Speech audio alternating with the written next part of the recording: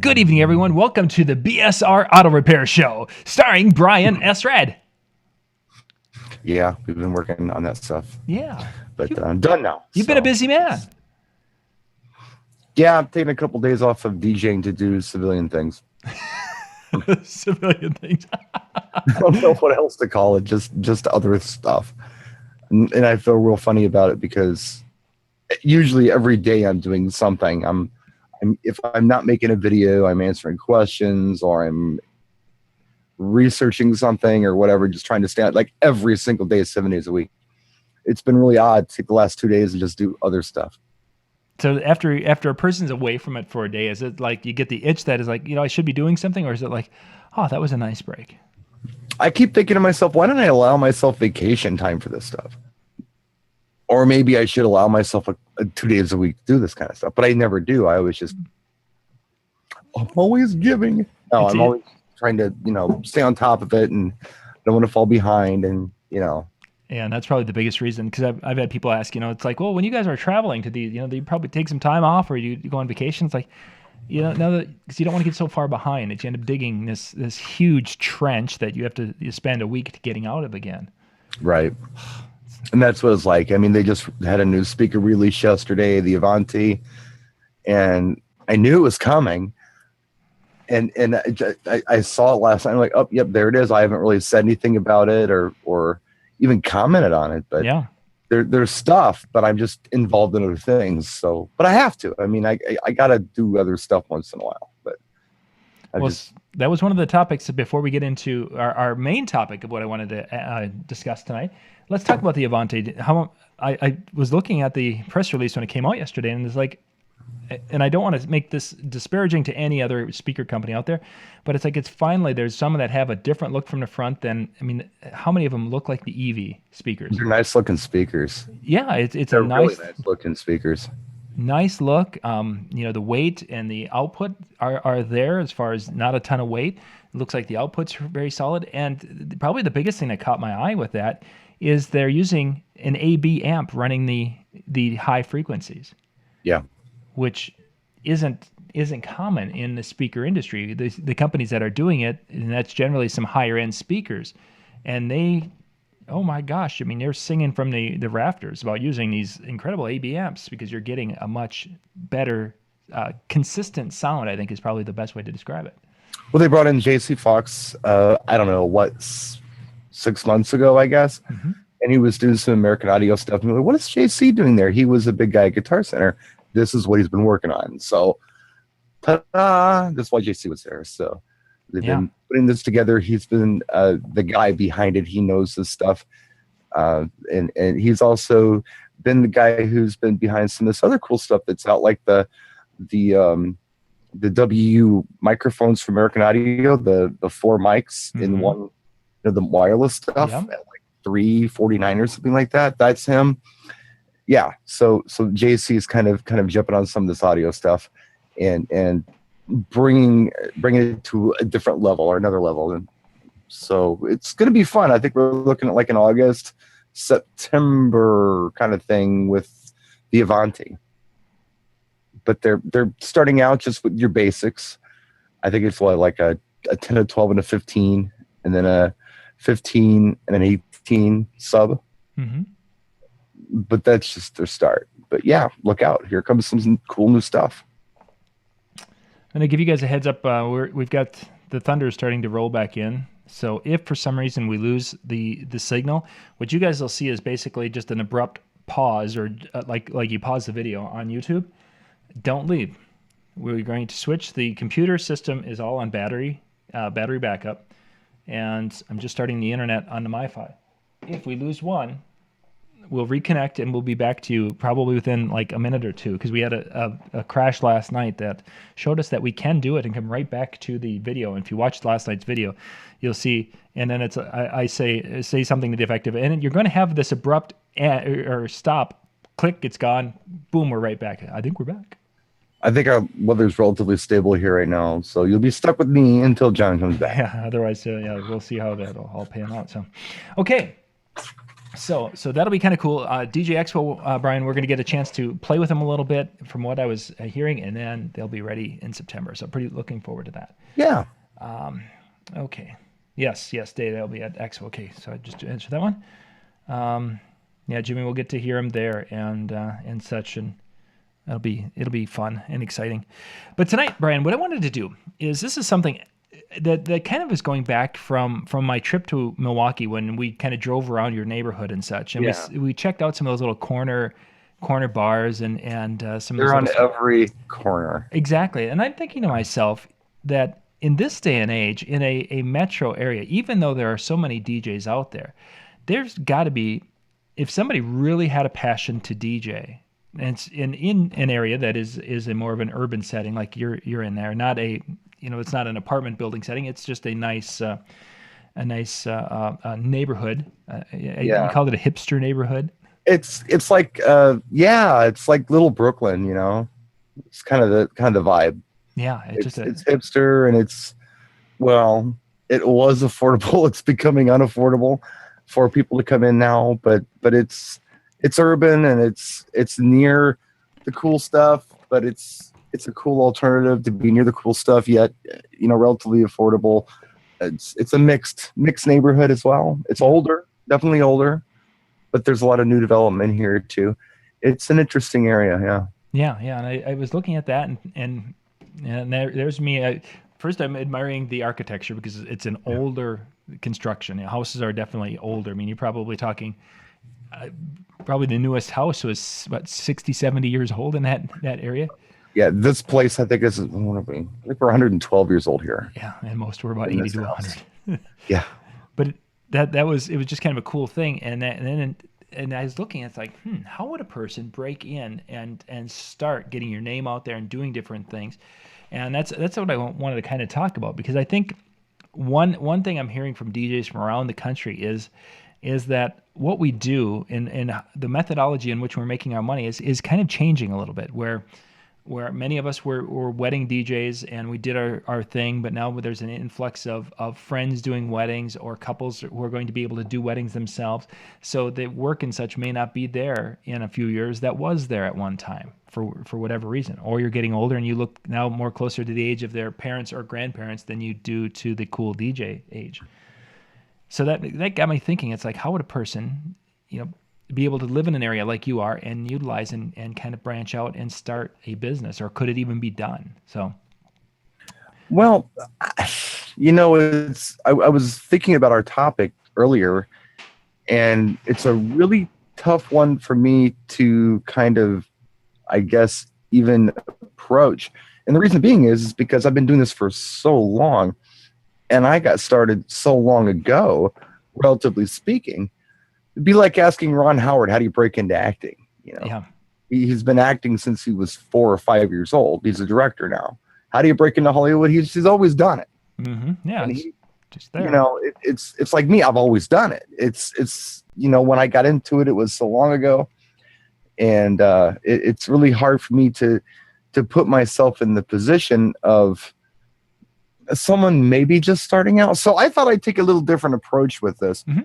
And I thought maybe what I could probably speak more effectively on would be, let's say that I moved to Boston, or how we moved to Milwaukee, or whatever the case might be. Mm-hmm. How would Howie break into DJing in Milwaukee? What could he do to get out there?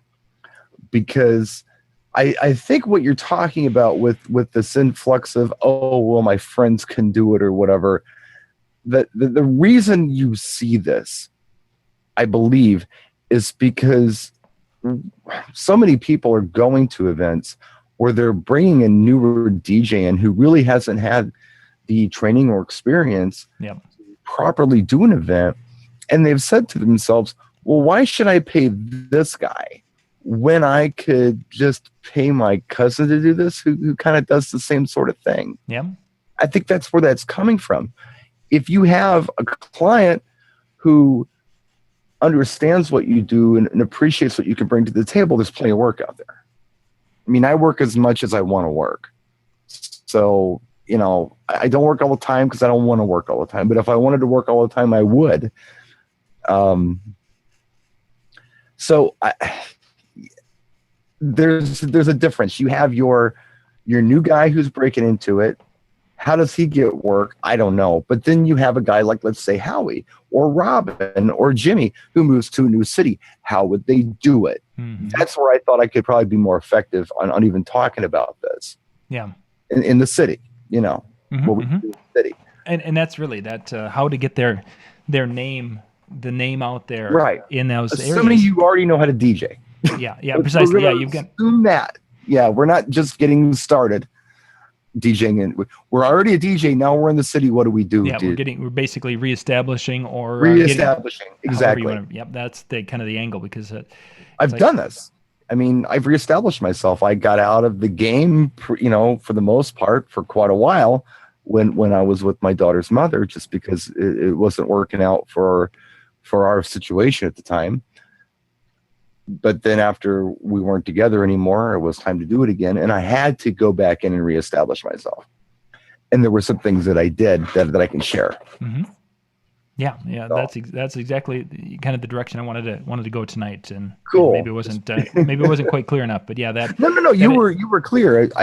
You gave me a site to look at. Yeah. Or a PDF, I guess, from was it DJ Tech Tool? Yeah, Digital DJ Tips. They've talked about that in one of their training things a little bit, and I thought that was kind of a neat thing. It was interesting. Yeah. Now those guys, although the main guy, I don't remember his name. Phil.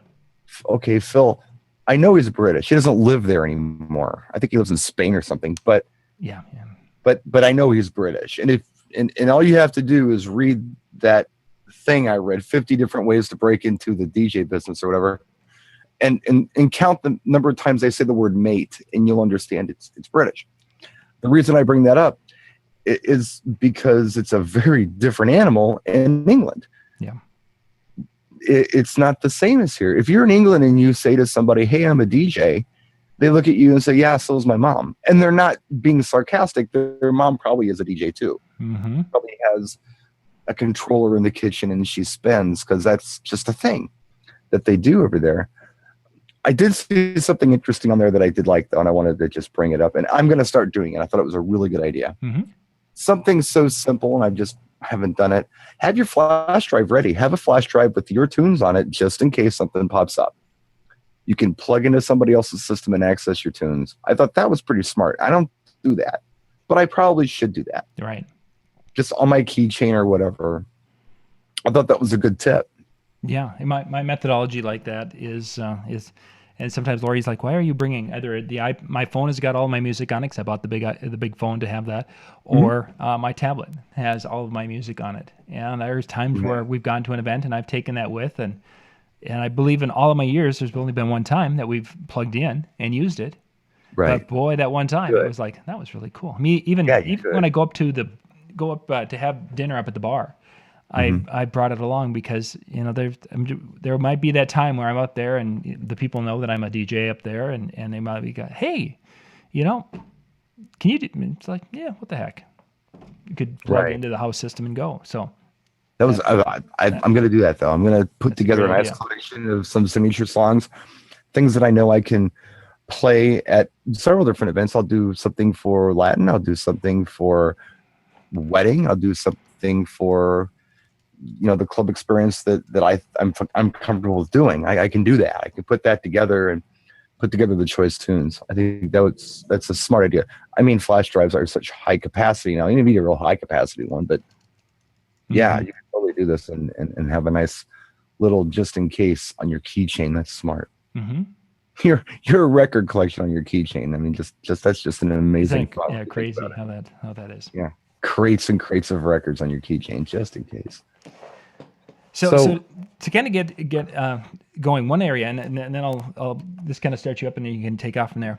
Is going to an area, and especially in your area with your disco porch. I was looking at that, and I can't help but to think, it's like, if I were going to be going to that area, and I basically wanted to get it so that there's a good and a bad of the neighbors knowing I'm a DJ, but I could definitely see an afternoon going, a Saturday afternoon going and actually doing some DJ things out on the disco porch, and people would be like, "Hey," either they're going to, "Oh wow, I'm living next door to a DJ," and you obviously do it in a Right. positive way, but Sure. as I seen DJs at different in the cities where they've gone out, and even in that document they talked about going out and setting up in a location. It's like Mhm. in these areas out here, I can go and I can set up a big sound system. I can push that thing to all the way, and my farmer friend or a half mile that way, or Yeah. they might here, and it doesn't work Sure. here. But in a more of a populated area, just at times getting the word out that a person is doing that is something that I think is lost when we aren't doing as many shows as we used to. When we used to do out 3 nights a week and we were being seen by more people. So a little Right. I saw that and I thought, yeah, that actually is a really cool idea. We have a festival behind the house called the South Shore Frolics, and it brings people in from all over the place. I mean, you can't get parking within a mile of my house. Mhm. And we often have, like, my parents over. We'll have a cookout. Maybe we'll watch. They have good fireworks display down there. We'll watch the fireworks display, and then usually what we end up doing is sitting on the porch and just watching the traffic, because it's like it's a sideshow on its own. The traffic leaving the place gets pretty crazy. There's cops directing. There's always some drunk doing something stupid. But that would be a really interesting opportunity to just, yeah, I'll spin some tunes. Or any given Saturday night really would be a good time to do it. With the Friday or Saturday. Even I don't want to do it when people are, I know they're working or whatever, and I would do it late. Sleeping, whatever. But some of the bar traffic, up until maybe 9 or 10 o'clock, it might be kind of fun to play to them. Mm-hmm. Yeah, and that's Jimmy mentioned noise ordinances, and there's going to be some of that, and that couldn't be usually 10 o'clock is what the cutoff is. 9, 10 o'clock in most municipalities. If you're having a backyard barbecue and you're cranking your tunes and you call the police and you say, "Hey, it's so loud," and they sort of say, all right, let us know what's going on after 9 o'clock, because usually after 9 is when they or 10, whatever the time is. There's a time you can make some noise. Not excessively, but you can make some noise. And for the ultimate goal of what you're doing, you're not wanting to have people come and dance in your front yard. It's right. Really just as the people going by and to say, "Oh wow, yeah, there's a DJ," and that whole, it might be somebody who has no interest in a DJ, but they say, "Oh, look at there, wow, BSR," and they walk away. That's all. And then they're already looking at the house. And someday they're going to be like needing a DJ, and they'd be like, "Oh, do a search," and they're like, "Wait a second, I've heard something about this guy." The house draws attention. It just does. So people are already staring at the place. They're either looking at the flowers, the porch, or something, even during the day. So it wouldn't be odd for to draw more attention with something like that. They don't know what I do, and I kind of think it's fun. My whole neighborhood has no idea. My neighbors who I'm friends with do, but I have very few friends that are neighbors. I think they think I'm a drug dealer or something. I'm home a lot. And I drive this truck with big rims on it, and I don't act like I'm in a hurry ever. I don't know what they think I do for a living, but it's fun. I just think it's funny. I think it's a good debate. If I were my neighbor and looking at me, what would I think I did for a living? What does that guy do? I have no idea. And then sometimes he obviously hops in the cab and goes away for a week. Then he comes back, and who is this guy? Yeah, what's going on? Is he making another run? As far as the practical things we were talking about, as far as breaking into a market, here's what I did when I decided to get back in. I was trying to think of a clever way that I could get the attention of people in the industry. I wanted work, like weddings or whatever, but I didn't want to spend the money on the marketing. I didn't have it to spend, but I had the gear and I was ready to go. Right. So this is what I did, and it worked very well for me. I live in Milwaukee, and for those of you who don't know, Milwaukee is about 80 miles north of Chicago. What's interesting about that is it's kind of like, I don't know, it's almost like it's a different country to go into Illinois. People just don't go to Illinois. They don't that's a long way to go. You either know Illinois or you know Wisconsin. Usually you don't know both. However, a lot of the like We DJ and all that kind of stuff, when you advertise on there, you can advertise in a market and Location, you can establish where what locations you're advertising in. So I was looking for companies in Illinois who were advertising work in Wisconsin, because I had the suspicion that they were only looking for stuff on the border that they were familiar with, because there are some border towns. Lake Geneva is a really hot area. This is like the Hamptons for the people in Chicago, but it's actually in Wisconsin. It's a golf club. It's the old Playboy Club. I used to manage the entertainment at the lounge there, Club Evolve. That was the thing I did for a long time before my stroke. I had DJs down there 6 nights a week. I was suspecting they were looking at that, but they weren't looking beyond that. They weren't looking Milwaukee, city Milwaukee, or northern stuff, or even west of here. So I called around and I said, hey, I noticed that you advertise in Wisconsin. I just want to let you know that I'm a DJ in Wisconsin. How much of this work do you turn down? They said, oh, a lot of it, because we just don't know it. When somebody says, I don't know, Mequon or Oconomowoc, we have no idea what they're talking about. Well, I do. Stop throwing that work away. Give it to me. I'll be your guy up here. So I met with several of these companies, and sure enough, they filled my calendar with good work. They didn't have to turn it down anymore. They knew somebody who was not only familiar with the area, but was familiar with the clientele in the market. Okay, yeah, they like the polkas. Okay, yeah, what they like to do is have their first dance after dinner, not before, like they do in Illinois. Those kind of things. So that was instant work, and I didn't have to do anything but make some phone calls. That was so easy. I understand that's not particularly Milwaukee, but that was one of my methods that I used that worked out really well. Of course, I was familiar with the area. I wasn't a newcomer.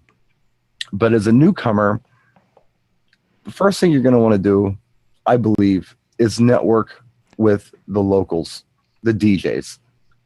This is step one, just to figure out what's going on, make some friends. Yep. I guess express to them what you have to bring to the table, whether it be your talents or your equipment or whatever. Let them know what this is. When you do this,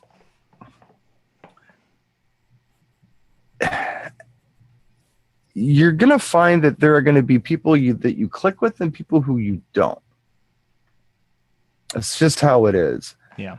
There are a handful of DJs in my market that I consider friends. And not only that, but, I can do business with them as well. There are a whole bunch of guys that I won't work with for one reason or another. And that's just the way it is, man. Yeah, for sure. Just because you have something in common doesn't mean you're going to have everything in common. It doesn't mean that, I guess they're going to have your best interest in mind whenever they have a transaction with you of any kind. And you sometimes end up finding this out the hard way. There are people that I know in my market that don't work with anyone else but me, because they've been difficult to work with for other people. But personally, my thing is, if you can put up with my crap, I'll put up with your crap. That's the deal. So that's the deal I've worked out with some of these folks. We'll work together. It's okay if other people don't want to work with you. I'll work with you, but you got to put up with my crap too, just so you understand. And it's worked out pretty well for on a few occasions. Oddly enough, was also thinking about kind of strengths and weaknesses of DJs, and I can think of 3 things that we need to have at least one of them. If we have 2 of these, we're really good. One is just ability and talent. You need to have some degree of talent, but not all DJs do. Sometimes you've just got a great business person who understands how to sell, who understands how to manage money and make money. And the third one is a hustler. This is the person that goes out and makes stuff happen. Now, I will admit to you that I am not a great business person. I am the hustler, and I feel like I got some talent. Those are the reasons I'm here. I'm not the great business person. Mm-hmm. So I guess the only reason I bring that up is because, the hustlers are going to do very well. You're going to be able to kind of figure out where you may fit in. Yep. Back in the old days, I went to all the clubs. And when I went to them, I was doing a couple things. I was not only enjoying myself, but I was also paying attention to what was going on as far as the DJ. Were they doing a great job? Was I learning something from this person? Were they blowing my mind, or were they typical? Was I bored? What would I do different? And then I would get to know the staff, and I would get to know whoever the manager was, just as a patron. And whenever it would come up where, hey, DJ, then I could say, oh yeah, by the way, I do that. No, wait, you do that? Yeah, I do that. Well, why don't you come in on Tuesday? Oh, okay. It's networking, mm-hmm. with these establishments. And that I think that's a definitely a big thing that sometimes we overlook is going in and spending time there researching. Today I actually, that came to mind as my 16-year-old wanted to go looking for a job. So we were going to the different businesses, and my first question was it's like, okay, what do you know about this business? And it's like, well, if they're calling for an interview, after you fill out the application, you better spend some time getting to know them and spend time to know what goes on here before you go to an interview.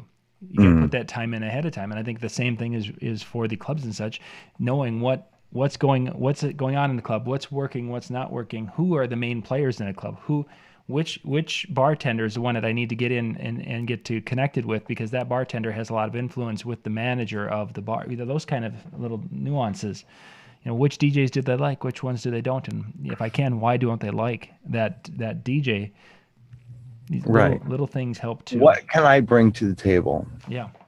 The difference was, I think, between the way I did it and the way a lot of other people may do it, is that I was genuinely there in the first place to just enjoy myself. Mm-hmm. The DJ thing, it was an occupational hazard. I mean, that's just something we do. And I don't tell everybody that I know that I'm a DJ. I mean, I don't. They ask and I tell, or, it comes up, but the people at the gas station don't know I'm a DJ. I don't tell them I'm a DJ. Mm-hmm. They know me by name. They know what I want when I get on the counter, but they don't know the DJ. I don't know. It was kind of neat where it was just an organic thing. Okay, we really genuinely get along. Hang on a second, Brian. I'm picking up some crackling here. John's got some crackling going on. And now you're coming back. Oh, on me? Yeah, yep, on you. I'm sorry about that. Yeah, I don't know what's causing it. There could be any number of weird anomalies. Yeah. Still a little bit in the background of your, but now at least I can hear you. All of a sudden, it's like it just clicked, and I was here. All I could hear is the crackling. I probably wasn't saying anything important anyway. Now I think we're back. But no, I mean it's that's always been like, the way that I've landed the club stuff was, yeah. I was actually attending the club for whatever reason, and it just came up, and I'm not the guy to go into the club and tell the DJ what's what. I leave the DJ alone. I know how it is, and I don't want to always be on the clock either. I want to enjoy myself, and okay, so fine, the guy is not doing exactly what I would do, but sometimes after a while it gets a little annoying if I hear the same thing over and over again, night after night, or if I just see so many missed opportunities. Yeah, then it's an occupational hazard that clicks in. But most of the time I try not to even talk to the guy, if I'm mm-hmm. attending a club. But that, I don't know, the networking with the people is so important to figure out who your friends are, who your friends are not, who you can work with, who you can't work with, what you can bring to the table that's missing. I mean, that's anything in life. You find a need that's not being filled, or something that's not being filled well, and you fill that need, and bam, Yeah. you've got something. No matter what it is, this is no different. Mm-hmm. Yeah, definitely. It's just, I guess it's just like anywhere else. It's just when you're a city, you've got more opportunity. And I think so. Yeah. You mentioned the like the street event, or the event that goes down at the park there. There's things like that. There's neighborhood events. I mean, as my 8-year-old who wants to go and start a lawn mowing, wants to go start mowing lawns with an electric battery powered lawnmower. I mean, he was going to go make signs. He pulled out his magic markers and he was going to go make signs and put them on a door. I mean, there's so many ways to get the name out and to get involved, whether it's with some of those events and volunteering an hour of your time to go spin, playing on the front deck, going and playing at a bar that's got a really busy happy hour. I mean, there's just a lot of different ways. There's a place to say my 8-year-old didn't put his signs up. He's too young to go. There's a place up the street. It's called Blackbird now, but oh boy, way back, it used to be called Groove, and there was a sign on the side of the building. It was like a Technics 1200 tilted like sideways. I wish I knew what happened to the sign because I'd love to have it. But you go in that place, and any given day of the week, there was a DJ in there, and it was the most interesting stuff. They would set up a set of 1200s with a mixing board, sit at the end of the bar, and they played whatever they wanted to play. And I heard tunes that I had never heard before that I really liked. Like, for instance, that's the first time I ever heard William Devon, Be Thankful for What You've Got. I'd never heard that song before. And I love that tune. It almost sounds like a Curtis Mayfield tune. If you don't, I'm sure somebody in the room knows it. Diamond in the Back, Sunroof Top, in the Scene with the Gangster Lean. I'd never heard that track before I went into this bar. And the guy was playing it off 45. He just had this rare groove collection he was playing. And it was really cool. I mean, I loved it. And I asked, wow, this is pretty neat. How do I get involved? They're like, well, just come on in whenever you like. I'm like, what does it pay? What does it pay anything? You just come in and do it. That's kind of where I said to myself, you know what? This is not the area I'm going to want to pursue. I'm thinking to myself, I can come in here and be very self-indulgent, but who's going to care? Yeah. Who's going to want to give me work for being self-indulgent? It's fun. Mm-hmm. Don't get me wrong, but it's an obligation where I have to be on a Tuesday or whatever night. And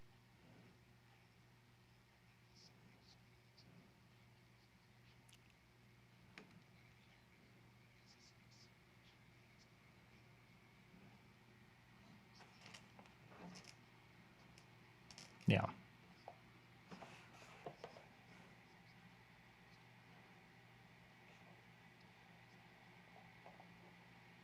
Yeah, and I think... Yeah, go ahead.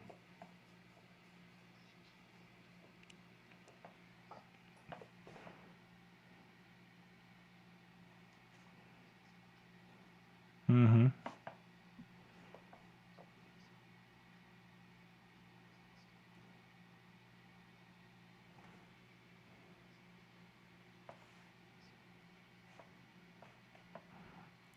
And that's that one is no sound. You lost the sound. Yeah. How did we lose the sound? Yeah, it's you. I'm not seeing you bouncing on the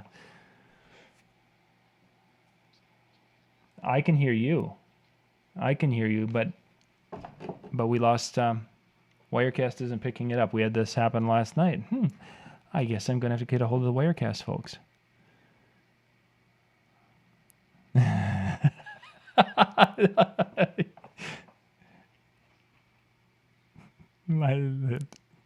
Yes, for those of you watching now, you can.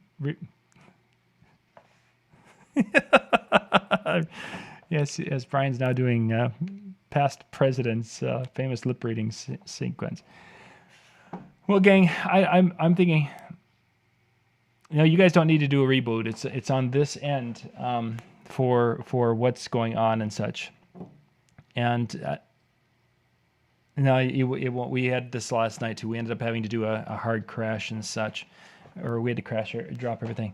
Yeah, we had to redo, and I don't know why that did, because it worked fine with Ben. So, for those of you watching on Facebook, the stream's going to go away. If you're watching us on YouTube, we'll be back. And the way the video, for those of you watching this in recording, you're going to be like, well, why is John saying it's going to have an abrupt end? It's because I'm about to go force quit, and it's going to do just that. So we'll be back. For those of you watching live, just stay in the chat room, and we'll be right back to you. Let's see if we are.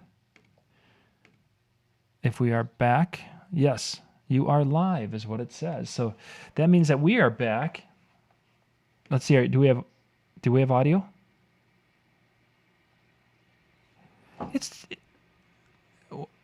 No, it's not picking it up again. What in the heck?